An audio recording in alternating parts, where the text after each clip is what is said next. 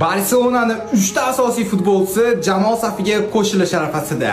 Rafinha, Pedri hamda Gavi.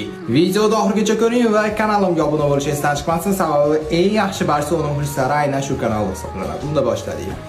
Xabarlar bor, Gavi, Pedri, Rafinha umuman Barselona jamoasiga yordam bera olmayapti, sababi ularda har bittasida jarohat bor edi. Rafinhaning qaytishi shu Atletico Madrid bilan bo'ladi va u qaydnomaga kiritiladi yarim final doirasidagi uchrashuvga.